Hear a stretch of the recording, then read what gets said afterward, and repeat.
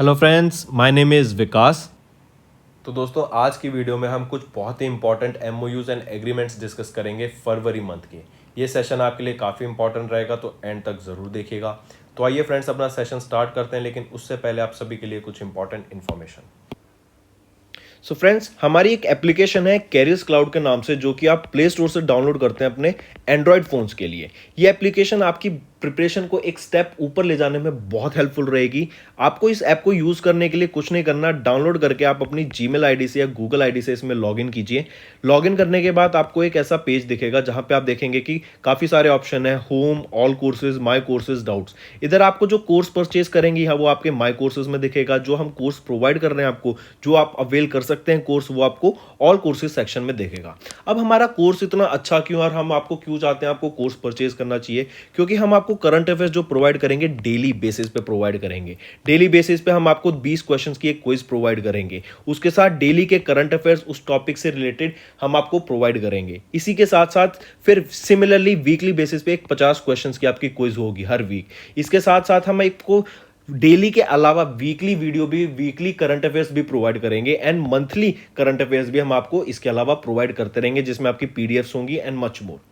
अगर ये तो हो गई आपकी डेली, मंथली एंड वीकली की बात। इसके अलावा हम आपसे बैंकिंग एग्जाम की भी प्रिपरेशन कराते हैं, जैसे इकोनॉमी से रिलेटेड आपके हम सारे टर्म्स क्लियर करेंगे यहाँ पे। नेक्स्ट आ जाता है आपका टॉपिक वाइज। टॉपिक बहुत इंपॉर्टेंट होते हैं जीएस सेक्शन में, आपकी इवन करंट अफेयर सेक्शन में मोस्टली आपके इन टॉपिक्स जो इंपॉर्टेंट टॉपिक्स होते हैं, न्यूज़ बहुत सारी है लेकिन उनमें से पढ़ना क्या है वो ज़्यादा इंपॉर्टेंट है। तो जैसे apps and web portal, important days, books and authors, national affairs, international affairs, sports, defence, आपका अवार्ड्स, इंपॉर्टेंट डेज, ये सब हम आपके टॉपिक वाइज वीडियो में कवर करते हैं। इवन जो हम आपको पीडीएफ प्रोवाइड कर देंगे, वही हम आपको उसी से रिलेटेड हम आपकी एक्सप्लेनेशन करके अपने यूट्यूब चैनल पे कवर करते हैं।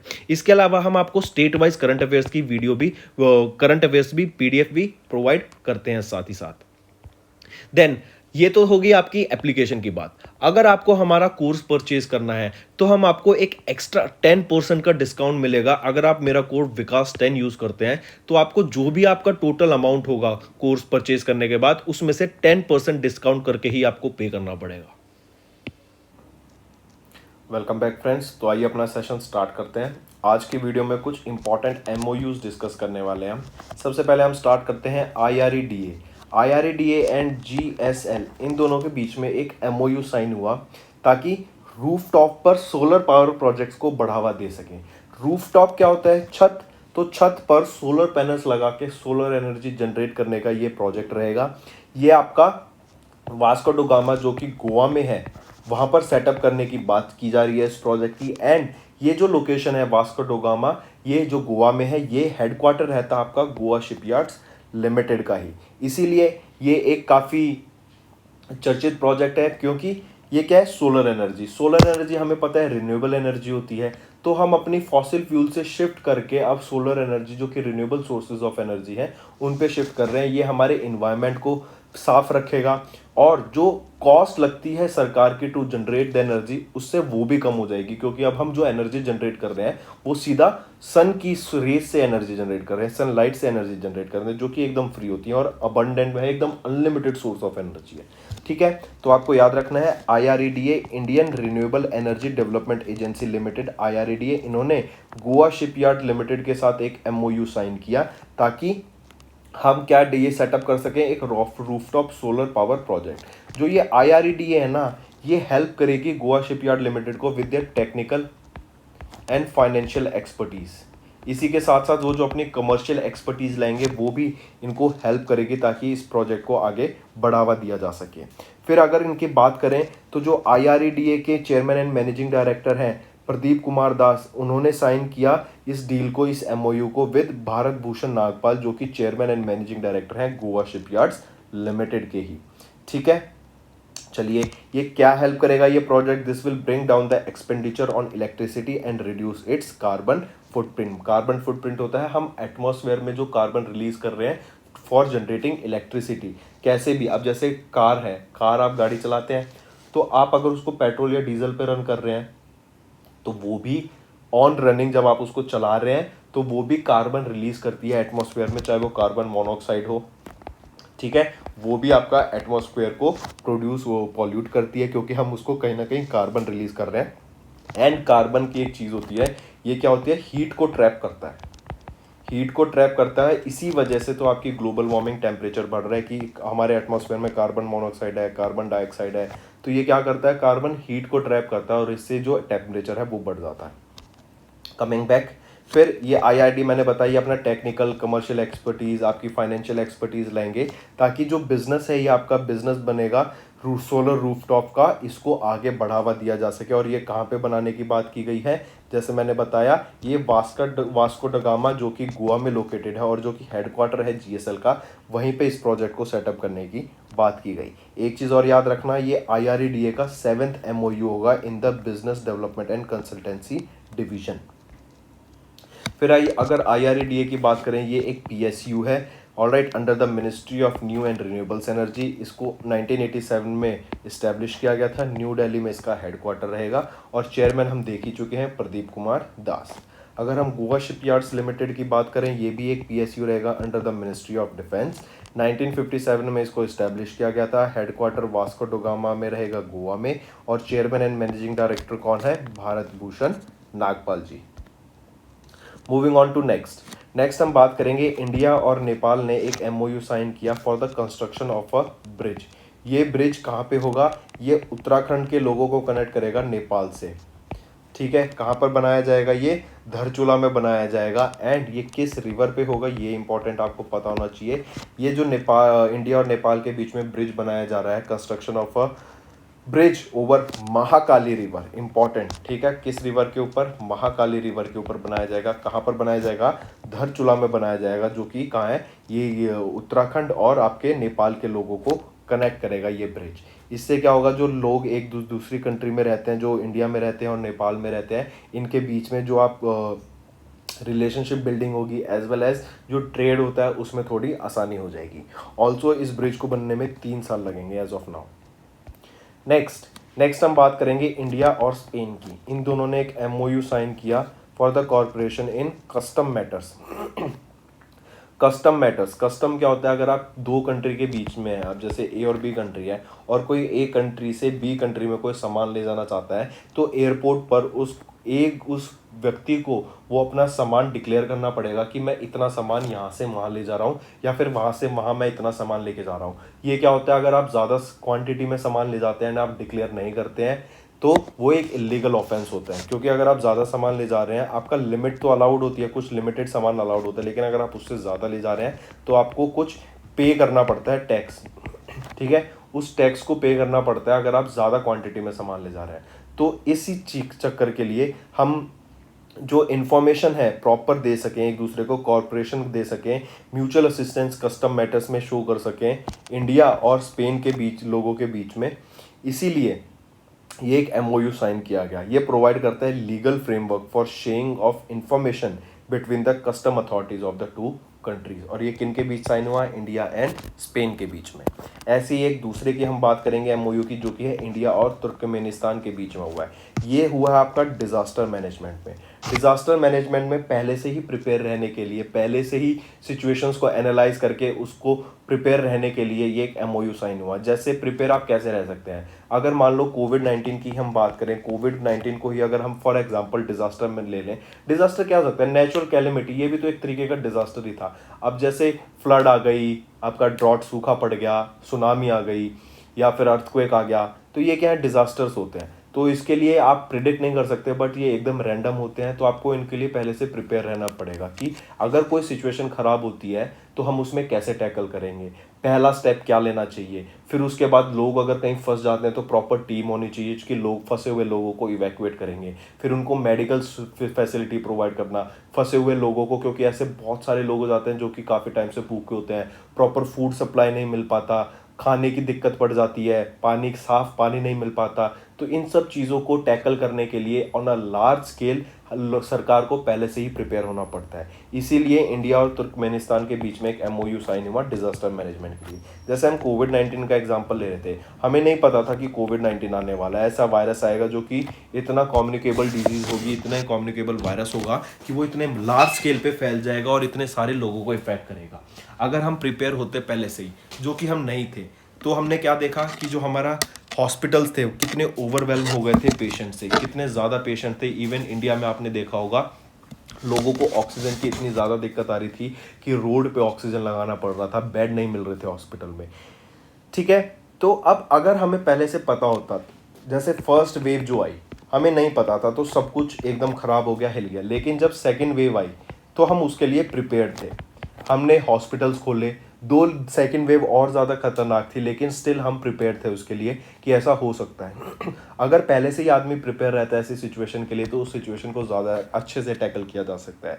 इसी वजह से आप देख रहे हैं कोविड-19 की जो वैक्सीन्स लग रही हैं, बूस्टर डोज लग रही हैं, वो किस लिए लग रही हैं, ताकि अगर फ्यूचर में, फ्यूचर प्लानिंग के हिसाब से चल रहे हैं अब, कि अगर फ्यूचर में कुछ ऐसी दिक्कत होती है, अगर कोविड-19 का कोई भी वेरिएंट फिर से म्यूटेट हो जाता है, कोई नया वेरिएंट आ जाता है, तो उसके लिए हमारी बॉडी पहले से प्रिपेयर हो, उसके लिए हमारी बॉडी में इम्यूनिटी हो। ये भी एक क्या होती है, प्रिपेयर्डनेस ही होती है।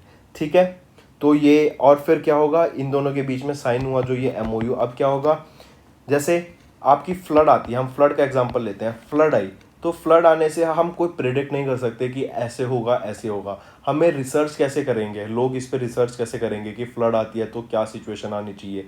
कुछ ऑब्जर्वेशंस होती हैं, वीडियोस होती हैं, जो आपकी फोटोग्राफ्स होती हैं, जो या किसी की कैमरे से, किसी कंपनी के कैमरे से, या फिर कहीं किसी इंडिविजुअल ने कोई वीडियो ले ली, तो उसकी हेल्प से, टेक्नोलॉजी की हेल्प से हम प्रेडिक्ट करते हैं, हम रिसर्च करते हैं कि आने वाले टाइम में अगर ये सेम सिचुएशन फिर से डेवलप होती है तो हम कैसे बेटर प्रिपेयर हो सकते हैं, हम कैसे ज़्यादा से ज़्यादा लाइफ को सेव कर सकते हैं। ठीक है, सिमिलरली आपकी जॉइंट वर्कशॉप्स होंगी, सेमिनार्स किए जाएंगे इन दो कंट्रीज़ के बीच में, रिसर्च एक दूसरे से शेयर की जाएगी, जो आपका टेक्नोलॉजी है उसमें एक दूसरे को सहयोग दिया जाएगा कि आप इस टेक्नोलॉजी को यूज़ करके बेटर कर सकते हैं। ठीक है, तो एक डिज़ास्टर मैनेजमेंट के लिए कॉर्पोरेट एमओयू साइन हुआ between India and Turkmenistan. Next हम बात करेंगे गवर्नमेंट ऑफ केरला। इन्होंने एक अभी क्लीन एनर्जी टेक्नोलॉजी से रिलेटेड डील साइन की है, किसके साथ, केरला गवर्नमेंट ने ये डील साइन की सोशल अल्फा एनर्जी लैब के साथ। ठीक है, किस लिए साइन की, क्लीन एनर्जी टेक्नोलॉजी प्रोग्राम के लिए, ताकि अब जो आने वाले टाइम में क्लीन एनर्जी हमें चाहिए। क्लीन एनर्जी क्या हो गई, जैसे आपकी जो रिन्यूएबल हो गई, प्लस आपकी हाइड्रोजन एनर्जी हो गई, तो ये सब क्लीन एनर्जी हैं। तो आप इसको देखेंगे, इसमें क्या है कि कोई भी अपने इन्वायरमेंट को पॉल्यूट नहीं करना चाहता, सब इंडिपेंडेंट होना चाहते हैं, क्योंकि अब सोलर एनर्जी का ऐसा एक, आप कह सकते हैं एक टाइम होता है ना किसी चीज़ का, तो आने वाला जो टाइम है वो इलेक्ट्रिक व्हीकल्स और सोलर एनर्जी का है। इसीलिए सबको अपनी सोलर एनर्जी को बूस्ट चाहिए, सोलर एनर्जी में हमें डेवलपमेंट चाहिए ताकि सेल्फ सफिशिएंट हो सके इवन स्टेट्स। ऑलराइट, तो अगर हम इसकी बात करें, केरला गवर्नमेंट ने एक एमओयू साइन किया social alpha energy lab representing the clean energy international incubation centre के सपोर्ट से, ताकि वहाँ पे क्लीन एनर्जी में हम टेक्नोलॉजी डेवलप कर सकें। अगर क्लीन एनर्जी की बात कर रहे हैं तो आपको इंदौर एमपी का भी याद रखना चाहिए। यहाँ पे दो प्रोजेक्ट सेटअप किए गए हैं जो कि इम्पॉर्टेंट है। पहला तो है एशिया का लार्जेस्ट बायो सीएनजी प्लांट, ये मैं कई बार करा चुका हूँ लेकिन इम्पॉर्टेंट है अभी के लिए, इस पर्टिकुलर टॉपिक से रिलेटेड है और इम्पॉर्टेंट है। वो है एशिया का लार्जेस्ट बायो सीएनजी प्लांट जिसका नाम है गोवर्धन।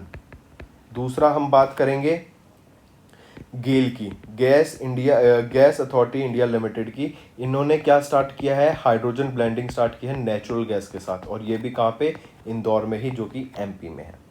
ठीक है, चलिए फिर इसके अलावा आपको पता होना चाहिए कि जो ये गवर्नमेंट ऑफ केरला है ना, इन्होंने Kerala development and innovation strategy council KDISC and EMC energy management centre, इनके सहयोग से, इनकी मदद से ही आगे हम इसको कैरी फॉरवर्ड करेंगे, इस प्रोजेक्ट को क्लीन एनर्जी में रिसर्च करेंगे। उसमें हम देखेंगे कि हम कैसे ज़्यादा से ज़्यादा क्लीन एनर्जी को गेन कर सकते हैं, किस तरीके से हम एनर्जी को डेवलप कर सकते हैं। क्या वो सोलर एनर्जी ही होगी, क्या वो जियोथर्मल एनर्जी होगी, क्या वो आपकी कोई एटॉमिक एनर्जी भी हो सकती है, या फिर आपकी विंड एनर्जी, इवन आप अगर आप देखेंगे वेव से भी आप एनर्जी जनरेट कर सकते हैं। आपने देखा होगा जैसे ये शीशोर है, तो यहाँ पे क्या होता है, पानी में टरबाइंस लगा दी जाती हैं और जैसे ही वेव्स आती है ना, तो वेव्स इस टरबाइंस को हिलाती हैं, इनको मूव करती हैं और इसके मूव करने से फिर आपकी एनर्जी जनरेट होती है। तो इवन वेव्स आपकी हेल्पफुल होती हैं फॉर, हम वेव्स की टाइडल एनर्जी को भी हम यूज़ कर सकते हैं फॉर जनरेशन ऑफ पावर। ये टाइड्स वर्क कैसे करती हैं, ये मूव करती हैं विद मून की, इससे मून की ग्रेविटेशनल की वजह से ये वेव्स, हमारी जो टाइड्स आती हैं, वेव्स आती हैं, उसकी वजह से हमारी किसकी, ये जो रीज़न होता है वेव्स का या टाइडल एनर्जी का, ये क्या होता है, मून की ग्रेविटी। ठीक है, जैसे कहते नहीं कि हाई टाइड आ गई, लो टाइड आ गई, तो वो क्या है, वो मूवमेंट हो रही है आपके पानी की in the ocean itself. Next next हम बात करेंगे अमेजॉन इंडिया की। अमेजॉन इंडिया ने अभी रिसेंटली कर्नाटका गवर्नमेंट के साथ टाई अप किया है, एक एमओयू साइन किया है, ताकि जो रूरल वीमेन है उनके स्टेट में, उनको एंटरप्रेन्योर बना सकें, उनको प्रॉपर गाइडेंस मिल सके, उनको प्रॉपर बिजनेस करने का तरीका सिखाया जा सके कि कैसे बिजनेस करना है, कैसे आपको एक स्किल डेवलप करनी है, उसके साथ ही साथ कैसे आपको बिजनेस की समझ होनी चाहिए। तो ये हेल्प करने में बहुत हेल्प करेगी आपका Amazon India. Amazon India launch करेगी संजीवनी KSR LPS। ये एक प्लेटफॉर्म होगा जो कि एक्सटेंडेड प्लेटफॉर्म होगा सहेली प्रोग्राम का। अब सहेली प्रोग्राम क्या है, सहेली प्रोग्राम आपका एक इनिशिएटिव था जो कि स्टार्ट किया गया था टू प्रोवाइड ट्रेनिंग और skill development workshops to the women entrepreneurs. Women entrepreneurs को रिलेटेड स्किल्स ट्रेनिंग प्रोवाइड करने के लिए, उनको प्रोडक्ट लिस्ट करने के लिए, इमेजिंग के लिए, कैटलॉगिंग के लिए, पैकेजिंग, शिपिंग, इन सब के बारे में इंफॉर्मेशन प्रोवाइड करने के लिए, अवेयरनेस क्रिएट करने के लिए, सिखाने के लिए उनको ये सहेली प्रोग्राम लॉन्च किया गया था स्पेसिफिकली फॉर वीमेन एंटरप्रेन्योर्स। इसी का एक्सटेंडेड प्रोग्राम रहेगा संजीवनी। ठीक है, ये क्या करेंगे, अब जैसे अमेजोन है, अमेजोन आपको पता ही है कितना बड़ा ई मार्केट प्लेस है, आप इनकी साइट पे जाके कुछ भी सेल परचेज कर सकते हैं। तो अब अमेजोन क्या करेगा, जो ये वीमेन है, रूरल वीमेन, ये अपना कोई प्रोडक्ट बनाएंगी, इस प्रोडक्ट को लेके ये लिस्ट कर देंगे कहाँ पर, अमेजोन पर। ठीक है, ये जो प्रोडक्ट होंगे ये क्या होंगे, इंडिजीनियसली डेवलप्ड प्रोडक्ट है, आपके घर से रिलेटेड, आपके शो पीस हो सकते हैं, आपका खाने से रिलेटेड सामान हो सकता है, अचार हो गया, या कोई सीनरी हो गई, या फिर कोई आपका घर पर जैसे आपने कोई शो पीस रख दिया वो हो गया। तो ये सारी चीज़ें क्या हैं, ये सारी चीज़ आपकी ऑनलाइन सेल की जा सकती हैं, और इसी वजह से अमेजोन ने टाई अप किया है सरकार के साथ, कर्नाटका सरकार के साथ। ठीक है, फिर इसमें 30,000 वीमेन एंटरप्रेन्योर्स को एक हेल्प मिलेगी, सेल्फ हेल्प ग्रुप को हेल्प मिलेगी, ताकि वो अपने बिजनेस को बढ़ा सके। ठीक है, चलिए नेक्स्ट पे आते हैं। नेक्स्ट हम बात करेंगे United Nation Environment Programme. UNEP का हेडक्वार्टर का है नायरोबी, कीनिया में। यूएनईपी ने अभी एक एमओयू साइन किया महाराष्ट्र गवर्नमेंट के साथ, किस चीज़ के लिए, क्लाइमेट चेंज एक्शन के लिए। काफ़ी इंपॉर्टेंट रहेगा। वैसे आपको एक न्यूज़ बताता हूँ मैं, अभी रिसेंटली एक रिपोर्ट आई थी कि 2040 तक जो इंडिया की ये कोस्ट लाइन है ना, ये सबमर्ज हो जाएंगी in water, they will be into water. ये टारगेट, ये एक डाटा आया था, अभी रिपोर्ट रिलीज की गई थी 2040 तक। ठीक है, फिर इसी के साथ साथ जैसे हम क्लाइमेट चेंज की बात कर रहे हैं, तो ग्लोबल वार्मिंग की वजह से हो रहा है कि अर्थ का टेम्परेचर इंक्रीज हो रहा है। फिर आपने देखा होगा अभी न्यूज़ में थी कि जो एंटार्क्टिका का एक काफ़ी बड़ा चंक ऑफ आइसबर्ग वो अलग टूट के अलग हो गया और वो पिघल के अब पूरा पानी हो चुका है। इससे क्या है, आपका जो सी लेवल है, ओशन लेवल है, वो इंक्रीज हो रहा है। जो आपका आइस थी आपके पोल्स पर, वो ख़त्म होती जा रही है। ये क्यों हो रहा है, क्योंकि हमारे एटमॉस्फेयर का क्लाइमेट चेंज हो रहा है। इवन अगर आपको एक एग्जांपल देता हूँ, पहले क्या होता था ये जस्ट एन एग्जांपल है, प्लीज़ इसको एकदम पूरा फैक्ट मत लीजिएगा। जो 10 साल पहले आपका ऑस्ट्रेलिया का टेम्परेचर होता था ना, अब उसका जस्ट अपोजिट है। मान लो अगर 10 साल पहले अगर जनवरी में गर्मियाँ होती थी, तो आज वहाँ जनवरी में ठंड है। तो ये क्या हो गया, रिवर्स टेम्परेचर हो गया। तो ये क्लाइमेट चेंज की वजह से ही होता है। अब आप इंडिया में देख रहे हैं, दिल्ली की अगर मैं आपको बात करूं, तो मार्च आ चुका है, मार्च में इतनी ज़्यादा गर्मी एकदम शुरू हो गई है। लेकिन पहले कुछ साल में मार्च में भी आपका ठंडा रहता था, इतनी गर्मी नहीं होती थी। लेकिन अब तो बहुत ज़्यादा गर्मी हो गई है। तो ये क्या है, ये क्लाइमेट चेंज है। कई बार आपकी सर्दियों में आपने देखा होगा, दिसंबर जनवरी में भी आपको ज़्यादा ठंड नहीं लग रही है, लेकिन एकदम फिर फरवरी में ठंड हो जाती है शुरू। तो ये क्या, क्लाइमेट चेंज होता जा रहा है, सर्दियाँ कम होती जा रही हैं, गर्मियाँ बढ़ती जा रही हैं। तो ये सारा आपका क्लाइमेट चेंज है। इसीलिए आपको ध्यान रखना है, यूनाइटेड नेशन एनवायरनमेंट प्रोग्राम ने एमओयू साइन किया महाराष्ट्र गवर्नमेंट का। तो महाराष्ट्र ही गवर्नमेंट का अगर आपको फिर याद रखना है, एक माझी वसुंधरा। माझी वसुंधरा ये क्या है, इसका लिटरल मीनिंग होता है माई अर्थ। ये एक इनिशिएटिव है गवर्नमेंट, महाराष्ट्र गवर्नमेंट का, कि हमें sustainable use of energy and environmental development की तरफ जाना है। ठीक है, ये मेन एम रहेगा किसका, माझी वसुंधरा का। आई रिपीट, इनका इनिशिएटिव था towards sustainable use of energy and environmental development, कि हमें सस्टेनेबल यूज करना है चीज़ों को। ठीक है, हमें जो सस्टेनेबल डेवलपमेंट गोल्स हैं उनको फॉलो करना है, हमें इन्वायरमेंट को पॉल्यूट नहीं करना है, इन्वायरमेंट को साफ रखना है, गंदगी नहीं करनी है, हमें ओशन में प्लास्टिक वेस्ट नहीं फेंकना है, क्योंकि वो भी एक बहुत बड़ी प्रॉब्लम है प्लास्टिक। इवन अभी रिसेंट में एक न्यूज़ आई थी, अगर आपने पढ़ा हो, जो माइक्रो प्लास्टिक है वो ब्लड में मिली है ह्यूमंस के। कुछ 40 लोगों का टेस्ट किया गया था, आउट ऑफ विच 80% ह्यूमंस में माइक्रो प्लास्टिक मिली है इन देयर ब्लड सैंपल्स। तो ये भी एक बहुत इम्पैक्ट है। तो अब अवेयरनेस, सभी को अवेयरनेस है, बट कोई स्टेप लेना बहुत ज़रूरी है एनवायरनमेंट के लिए। ठीक है, फिर ऑब्जेक्टिव क्या रहेगा इसका, to empower citizens with knowledge on the impact of climate change and environmental issues to encourage them to make conscious to efforts towards improvement of the environment। ठीक है, चलिए फिर आगे देखते हैं। फिर अगर हम क्लाइमेट की बात कर रहे हैं तो अभी इंडिया के द्वारा एक टारगेट सेट किया गया है 2070 का। टारगेट क्या है कि हम इंडिया को कार्बन न्यूट्रल बना देंगे 2070 तक, इम्पॉर्टेंट।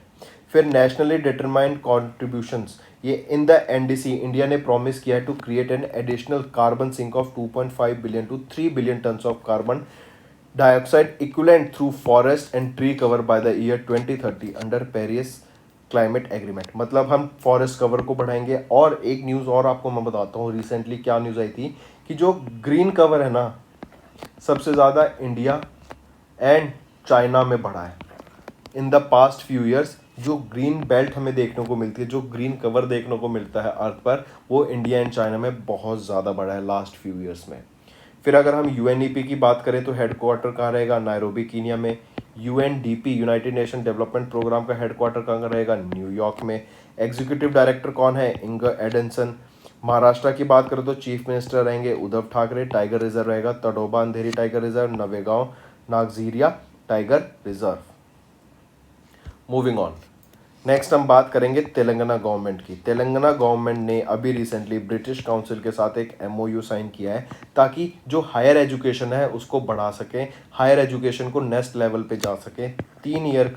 3 साल का ये memorandum of understanding MOU sign किया गया है।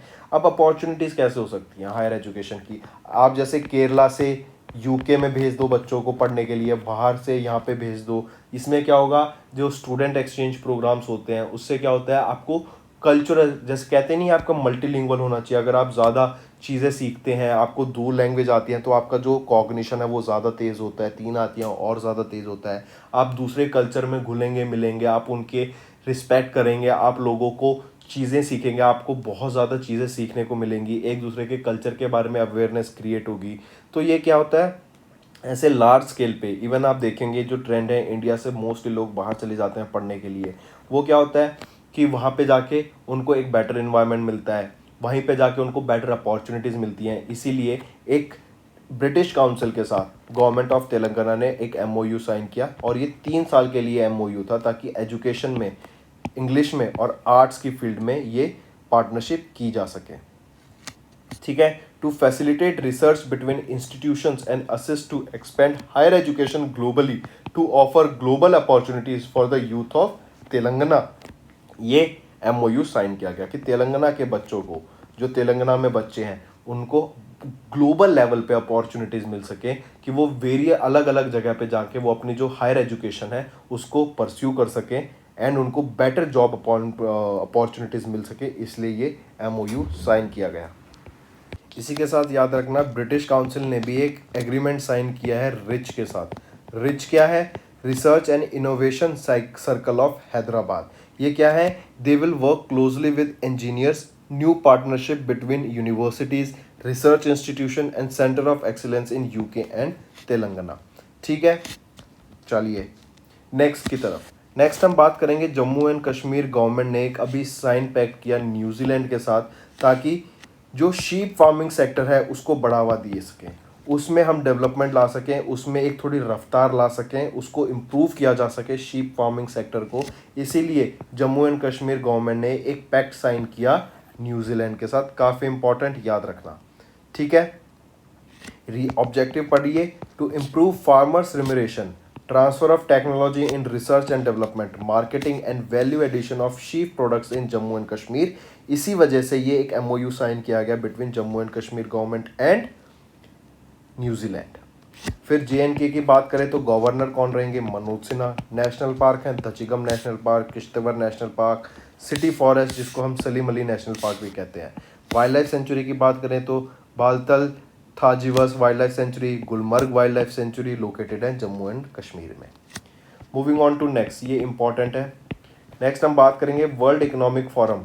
इन्होंने एक एमओयू साइन किया इंडिया के एनआईयूए के साथ। एनआईयूए क्या है? National institute of urban affairs के साथ डब्ल्यूईएफ ने एक एमओयू साइन किया ताकि इंडिया में सस्टेनेबल सिटीज़ को डेवलप किया जा सके। उसको डेवलप करने के लिए एक प्रोग्राम सेटअप किया गया इनके द्वारा, ताकि हम रिसर्च करेंगे कि हम इंडिया में कैसे सस्टेनेबल सिटीज़ डेवलप कर सकते हैं। सस्टेनेबल सिटीज़ क्या होती हैं? जहाँ पे आपका पॉल्यूशन रिड्यूस हो, मतलब कम से कम पॉल्यूशन हो, proper water sanitation facilities provide की जाए, एनर्जी ट्रांसपोर्ट सब कुछ मिल सके वहाँ पे, प्रॉपर ट्रांसपोर्ट हो, एनर्जी की फैसिलिटीज़ प्रोवाइड की जाए, और एनर्जी भी ऐसी जो कि रिन्यूएबल सोर्स ऑफ एनर्जी पे वर्क करती हो, ठीक है। इन्वायरमेंट को ये सिटी इफेक्ट ना करे, इवन इन्वायरमेंट को ये कुछ ना कुछ पॉजिटिव ही दे के जाए, नेगेटिव ना दे जाए।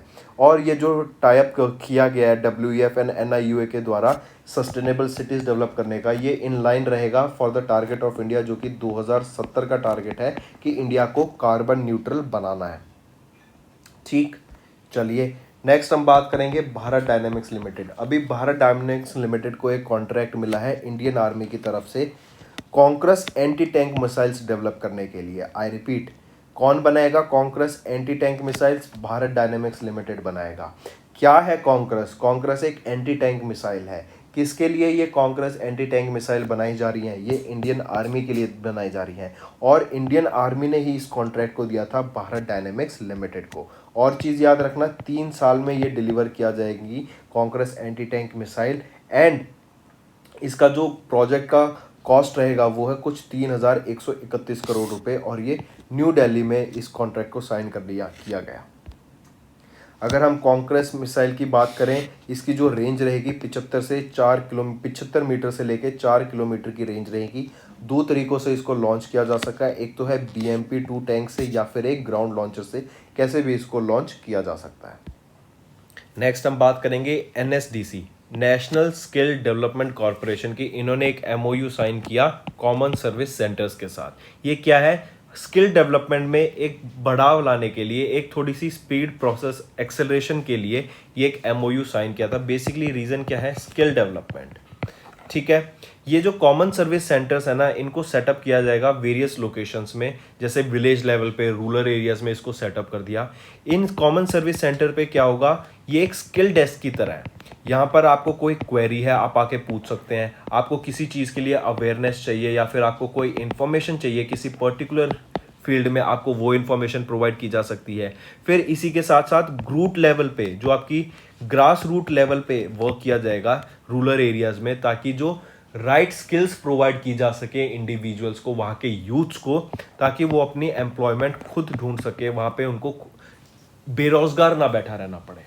फिर इसी के साथ साथ जो विलेज लेवल एंटरप्रेन्योर्स हैं, ये मैनेज करेंगे इन CSCs को, ये आइडेंटिफाई करेंगे कैंडिडेट्स जिनको स्किल्स की ज़रूरत है, उनको टाई अप करेंगे जो कंपनी इंडस्ट्री के साथ जहाँ पे ट्रेनिंग प्रोवाइड की जा सकती है, वहाँ से उनको टाई अप किया जाएगा, ठीक है। तो CSC ने टाई अप किया NSDC के साथ स्किल डेवलपमेंट के लिए। नेक्स्ट हम बात करेंगे, फ्लिपकार्ट ने अभी टाई अप किया IIM के साथ। काफ़ी इंपॉर्टेंट, याद रखना, वीवर्स को, आर्टिशियंस को, जो स्कल्पचर्स हैं, जो आपके क्रिएटिव लोग होते हैं, जो कोई प्रोडक्ट बनाते हैं, उनको प्रमोट करने के लिए IIM, जो कि Indian institute of management Sabalpur है, इन्होंने टाई अप किया। ये कहाँ पर है? ये आपका उड़ीसा में रहेगा। पहली चीज़ तो आपको ये याद रखनी है। फ्लिपकार्ट ने क्यों किया? फ्लिपकार्ट भी जैसे अमेजोन की तरह, सेम अमेजोन जैसे इंडिजीनियस प्रोडक्ट्स को वहाँ पे लिस्ट कर देगा अपनी साइट पे, एंड एक लार्ज प्रोपोर्शन को वो टारगेट कर सकते हैं, एक लार्ज ऑडियंस को। ऐसे ही फ्लिपकार्ट करेगा। फ्लिपकार्ट क्या कर रहा है? फ्लिपकार्ट ने टाई अप किया IIM के साथ। अब जो आर्टिशंस हैं, जो वीवर्स हैं, जो प्रोडक्ट्स ये बनाएंगे, वो प्रोडक्ट्स ये इनको फ्लिपकार्ट पे लिस्ट कर देंगे फ्लिपकार्ट वाले। तो अब वो क्या है, उनकी जो रीच है, तो अब एक बहुत लार्ज नंबर ऑफ लोग इंडिया के इन प्रोडक्ट्स को देख सकते हैं एंड इनको सेल परचेज कर सकते हैं। इससे क्या होगा, जो वो लोग जिन्होंने ये बनाए, जो एक स्मॉल बिजनेस में ओनर हैं, जो स्मॉल एंटरप्रेन्योर्स हैं, उनको काफ़ी हेल्प मिलेगी इसके लिए, क्योंकि उनकी रीच बढ़ गई। इसी वजह से याद रखना, जो ये फ्लिपकार्ट का एक समर्थ प्रोग्राम था, ये समर्थ प्रोग्राम क्या है, ये इनिशिएटिव लॉन्च किया गया था फ्लिपकार्ट के द्वारा। इसमें क्या है, जो आपकी इंडिविजुअल स्टेट्स है ना, जिसमें उड़ीसा भी आती है, उस स्टेट के जो लोकल प्रोडक्ट्स हैं, जैसे उस स्टेट की, जैसे नारियल पानी आपको ने देखा गोवा में बहुत मिलता है, केरला में मिलता है, तो उस पर्टिकुलर प्रोडक्ट के नारियल की चटनी, सांबर, डोसा केरला, साउथ इंडिया में बहुत मिलता है। तो फॉर एग्जांपल, ये तो फूड से रिलेटेड हो गया। अगर मैं कोई प्रोडक्ट देखूं तो उस पर्टिकुलर प्रोडक्ट को pan India, all over India promote करना, ये इस स्मर्थ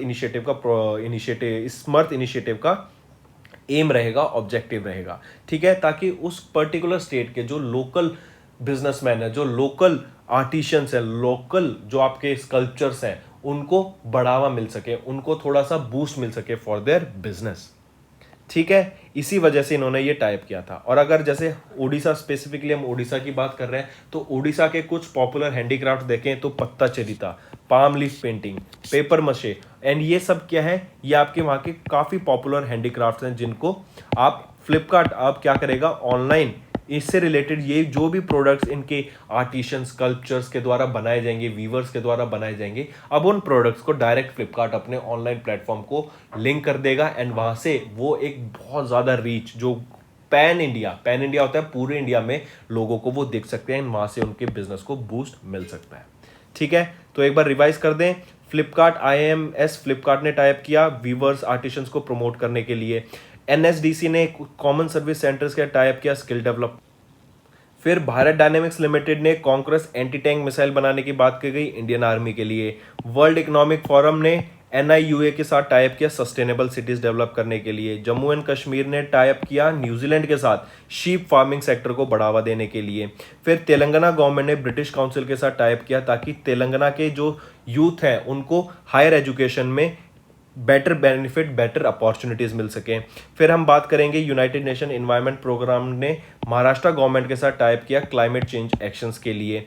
फिर इसके साथ ही साथ सहेली प्रोग्राम था, वो क्या था, जो विमेन एंटरप्रेन्योर्स को स्किल्स प्रोवाइड करता है। इसी वजह से अमेजॉन इंडिया ने एक MOU टाइप साइन किया था रूरल वुमेन्स के लिए, ताकि रूरल वुमेन्स को एंटरप्रेन्योर बना सकें। तो अमेजॉन इंडिया ने किसके साथ टाइप किया, कर्नाटका के साथ। फिर इसके साथ ही साथ याद रखना, अभी रिसेंटली केरला गवर्नमेंट ने सोशल अल्फा एनर्जी लैब के साथ टाइप किया ताकि क्लीन एनर्जी टेक्नोलॉजी को डेवलप किया जा सके, उस पर रिसर्च कर सके, रिसर्च एंड डेवलपमेंट की जा सके। फिर इंडिया ने तुर्कमेनिस्तान के साथ टाइप किया, एक MOU साइन किया corporation in disaster management. India ने स्पेन के साथ corporation in custom matters sign किया, एक MOU। फिर इंडिया और नेपाल ने एक MOU साइन किया कंस्ट्रक्शन ऑफ ब्रिज के लिए, जो कि महाकाली रिवर पे बनाया जाएगा। इसी के साथ साथ फिर याद रखना IREDA इन्होंने एक टाइप साइन MOU साइन किया गोवा शिपयार्ड्स लिमिटेड के साथ, ताकि रूफटॉप सोलर प्रोजेक्ट को बढ़ावा दिए जा सके, उस पर वर्क किया जा सके। और ये कहाँ पे, वास्को ड गामा गोवा में ही बनाया जाएगा, सेटअप किया जाएगा ये प्रोजेक्ट, और यही आपका हेडक्वार्टर होता है गोवा शिपयार्ड्स लिमिटेड का। तो फ्रेंड्स, ये थी हमारी वीडियो। अगर आपको आज हमारी वीडियो से कुछ ना कुछ सीखने को मिला है तो जल्दी से जाइए और हमारे चैनल को सब्सक्राइब कर दें और इस वीडियो को लाइक कर दें। और फ्रेंड्स, अगर आपको हमारे कंटेंट से रिलेटेड या फिर हमारी कोई ऐप से इशू आ रहा है, कोई भी आपको प्रॉब्लम है, तो आप हमारी Gmail ID जो कि है support@affairscloud.com या फिर हमारा नंबर 9677333862 पर कॉन्टैक्ट कर सकते हैं एंड हमारी टीम जल्दी से जल्दी आपके इशू को रिजॉल्व करने में आपकी सहायता करेगी। So take care.